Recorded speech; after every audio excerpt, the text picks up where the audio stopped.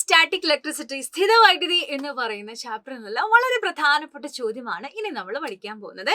ചോദ്യം ഇതാണ്: ഈ എ എന്ന് പറയുന്ന സ്ഥലത്തുള്ള ചാർജ് ഏതാണ് എന്നതാണ് നമ്മുടെ ചോദ്യം.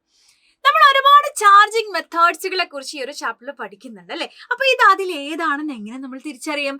ദാ ഇവിടെ നോക്കൂ, ഇതാ ഈ ചാർജുള്ള ഒരു റോഡിനെ, നെഗറ്റീവ് ചാർജുള്ള റോഡിനെ നമ്മൾ ഒരു ചാർജ് ഒന്നും ഇല്ലാത്ത ഈ ഒരു വസ്തുവിൽ കൊണ്ടുവയ്ക്കുകയാണ് അല്ലെ. ഇവര് കോണ്ടാക്റ്റിലാണ്, നമ്മൾ ടച്ച് ചെയ്തിട്ടുണ്ട്. ടച്ച് ചെയ്ത് കഴിഞ്ഞാൽ ഇതുപോലെയുള്ള ചാർജിങ് മെത്തേഡിനെ നമ്മൾ വിളിക്കുന്ന പേരാണ് ചാർജിങ് ബൈ കണ്ടക്ഷൻ. തൊട്ടിട്ടുണ്ട്, സമ്പർക്കം വഴിയുള്ള ചാർജിങ് എന്നാണ് നമ്മൾ ഇതിനെ വിളിക്കുക. ഈ ഒരു മെത്തേഡിന്റെ ഏറ്റവും വലിയ പ്രത്യേകത എന്ന് പറയുന്നത്, നമ്മൾ കൊണ്ടുവന്ന ചാർജ് ഉണ്ടല്ലോ, ആ ചാർജ് എന്ത് ചെയ്യും, ആ സെയിം ചാർജ് ഇവർക്കും അങ്ങോട്ട് കൊടുക്കും. ഓക്കെ, സെയിം ചാർജ് ആണ് ഇതിനും കിട്ടുന്നുണ്ടാവുക. സെയിം ചാർജ് എന്ത് ചെയ്യും, ഇവർക്കൊക്കെ കിട്ടും.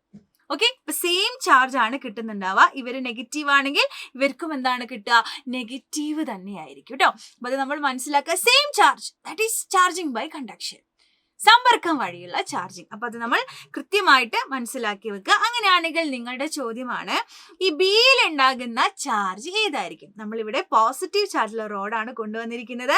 സോ അങ്ങനെയാണെങ്കിൽ ബിയിൽ ഉണ്ടാകുന്ന ചാർജ് ഏതായിരിക്കും? ഓക്കെ, അപ്പൊ അതിന്റെ ആൻസർ താഴെ കമന്റ് ചെയ്യാം.